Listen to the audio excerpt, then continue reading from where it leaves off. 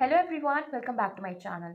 सो BSc nursing second semester start हो गया। अब आप ये सोचोगे कि सेकेंड सेमेस्टर में अब आपको क्या क्या पढ़ना है, कैसे पढ़ना है, या फिर सेकेंड सेमेस्टर में कितना आपको वर्कलोड ज़्यादा मिलेगा फर्स्ट सेमेस्टर से। सेकेंड सेमेस्टर मेरे अकॉर्डिंग डिफिकल्ट है फर्स्ट सेमेस्टर से। जब आप उसको पढ़ोगे तब आपको रियलाइज़ होगा कि फर्स्ट सेमेस्टर आपका ईजी था और फर्स्ट सेमेस्टर ज़्यादा अच्छा था। सेकेंड सेमेस्टर अगर आप स्टार्ट करें तो कुछ बेसिक चीज़ आपको क्लियर होनी चाहिए सेकेंड सेमेस्टर के लिए। सबसे पहले अगर मैं बता दूँ, सेकेंड सेमेस्टर में आपको क्लिनिकल आर्ट्स और असाइनमेंट ज़्यादा मिलेंगे as comparison to first semester. जो इसका एग्जाम होगा वो भी थोड़ा सा डिफिकल्ट होगा। क्यों? क्योंकि सेकेंड सेमेस्टर में अब आपका प्रैक्टिकल होगा। प्रैक्टिकल का मतलब होता है अब आपके वहाँ एक्सटर्नल एग्जामिनर आएंगे जिसकी वजह से आपका प्रैक्टिकल वो कंडक्ट करवाएंगे। फिर आपका प्रैक्टिकल दो जगह होगा, एक आपकी होगी ऑस्की, एक आपका होगा क्लिनिकल बेड साइड, जहाँ पेशेंट के सामने आप हिस्ट्री कलेक्शन, फिजिकल एग्जामिनेशन और 3 एनसीपी बनाएंगे।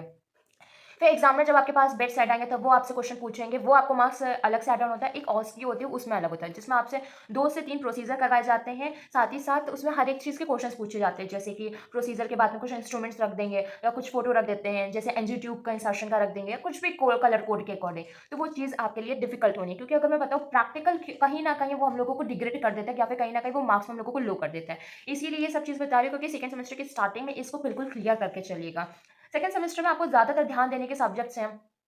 आपके जो सब्जेक्ट्स हैं सेकंड सेमेस्टर में वो आपका है biochemistry, nutrition and dietitian, foundation of nursing, जो आपने फर्स्ट सेमेस्टर में सेकंड सेमेस्टर में आप सेकंड पढ़ेंगे तो वो भी आपके एग्जाम में आएगी। नेक्स्ट आपका एक सब्जेक्ट बनेगा जाके हेल्थ इन्फॉर्मेटिक्स, तो उसका इंटरनल होगा। तो ये सारे एग्जाम्स हैं, इनका प्रैक्टिकल होगा। प्रैक्टिकल सिर्फ और सिर्फ आपका फाउंडेशन ऑफ नर्सिंग का होगा। ये चीज़ मैं क्लियर कर दूँ, क्योंकि फिर लगेगा आपको बायोकेमिस्ट्री का और या फिर आपको लगेगा न्यूट्रिशन और डाइटिशियन का, तो वो चीज़ रहती है। अगर मतलब न्यूट्रिशन डाइटिशियन का मेरे कॉलेज में इंटरनल हुआ था, वैसे मैंने वीडियो बना के शेयर करी थी आपके साथ, आप उसे देख सकते हो कि हमने क्या क्या प्रिपेयर करा उसके लिए। वो एक बेसिक है, अगर आपके वहाँ कंडक्ट कराया जाता है तो आप उससे प्रिपेयर कर सकते हो। नहीं कराया जाएगा तो आपको मेनली किसके लिए अपना प्रिपेयर होना है, प्रैक्टिकल के लिए, फाउंडेशन ऑफ नर्सिंग आपका जो सब्जेक्ट है वो डिफिकल्ट है।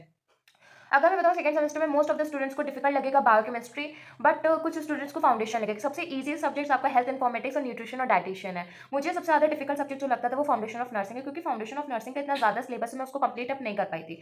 और कहीं ना कहीं मैंने टाइम खराब इसलिए हो गया था क्योंकि बीच में हम बीमार भी हो गए थे, जिसकी वजह से इतना टाइम नहीं होता है। और एक गलती ये होती है कि हम लोग क्लिनिकल साइड जाते तो अपनी पढ़ाई को बिल्कुल बंद कर देते हैं। क्लिनिकल आवर्स ज़्यादा होते, क्लिनिकल की ड्यूटी मेरी 2 शिफ्ट में लगती थी, मॉर्निंग या इवनिंग, कोई एक लगती थी, बट उस वजह से पूरा टाइम मैनेजमेंट डिस्टर्ब हो जाता, क्योंकि हम लोग अभी कोई जॉब नहीं कर रहे, हमारा स्लीप पैटर्न, हमारा खाने का पैटर्न, हर एक चीज़ एक फिक्स टाइम पे होता है, वो सब चीज़ एकदम से सेपरेटली डिफरेंट हो जाती है, तो वो चीज़ मैनेज करने में बहुत प्रॉब्लम होती है।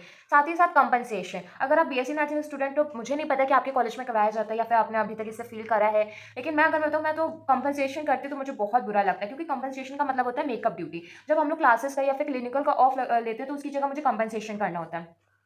मैंने कंपनसेशन अभी तक तो 2 ही बार, आपको क्लियर हो जाएगा कि हार्श रियलिटी क्या है बीएससी नर्सिंग की। बीएससी नर्सिंग थोड़ा-सा नहीं, बहुत सारा डिफिकल्ट कोर्स है। अभी तो ये सिर्फ वो सब आपको बीएससी नर्सिंग के पता चला, जब आप किसी हर एक कॉलेज का different different rules and regulations रहते हैं। जैसे कि मेरे college of nursing Ambedkar Nagar में बहुत सारे रूल्स एंड रेगुलेशन हैं। इतने सारे हैं कि कभी-कभी लगता है कि हम लोग कॉलेज स्टूडेंट हैं या फिर प्री नर्सरी स्टूडेंट्स हैं, इतने ज़्यादा रूल्स एंड रेगुलेशंस हैं। हर कॉलेज के रूल्स एंड रेगुलेशंस अपने-अपने होते हैं। But as a nursing student हम लोगों को इतनी डिग्निटी मेंटेन करने के लिए बताया जाता है, इतने रूल्स रेगुलेशंस के लिए रख देते हैं, कहीं न कहीं उस सबका इम्पैक्ट हमारे स्टडी पे पूरा-पूरा पड़ता है। ये चीज़ मुझे पता है, लेकिन क्या कर सकते हो, रूल्स रेगुलेशंस को मानना ही हमारी मजबूरी होती है। प्राइवेट कॉलेजेस में तभी मुझे लगता है ऐसा कि रिलीफ मिल जाता है, बट गवर्नमेंट कॉलेज तो आपको एक क्लास रिलीफ नहीं देते। आप एक क्लास की लीव नहीं ले सकते, 1 दिन की लीव लो तो कंपनसेशन करो हॉलिडे पे। साथ ही साथ आप घर हॉलिडेज़ तो हम लोगों को मिलती नहीं है। हमारी जब हम फर्स्ट ईयर में थे, ना मुझे विंटर वेकेशन मिली, ना मुझे समर वेकेशंस मिली, मुझे वेकेशंस ही नहीं मिली। और जब मैं सेकंड ईयर की आई तो विंटर वेकेशंस के तौर पे मुझे सिर्फ 4 दिन की छुट्टी मिली, और इसीलिए मैंने एक्स्ट्रा छुट्टी करी, तो मुझे अब कंपनसेशन करना पड़ रहा है। तो यही सारी चीज़ें होती हैं बेसिक्स ही, लेकिन रूल्स एंड रेगुलेशंस के बाद का जो इम्पैक्ट होता है ना, वो बहुत ही बेकार होता है। आज की वीडियो से आपको क्लियर हो गया ना कि बीएससी नर्सिंग कैसा कोर्स है, बीएससी नर्सिंग सेकंड सेमेस्टर में आपको क्या करना है, क्लियर होते रहिएगा, क्योंकि यहाँ पे स्टेप बाय स्टेप है, अब चीज़ें डिफिकल्ट होंगी। वो फर्स्ट सेमेस्टर आपका बेसिक्स था, या फिर कह सकते हो फर्स्ट स्टेप था स्टेप का, तो थोड़ा सा ईजी लगा। अब जो पाथ है ना वो थोड़ा सा डिफिकल्ट, सेकंड सेमेस्टर से डिफिकल्ट थर्ड सेमेस्टर है। अब सारी चीज़ें आपको मैनेज करनी होंगी, स्टडी आपको स्टार्टिंग से करनी होगी।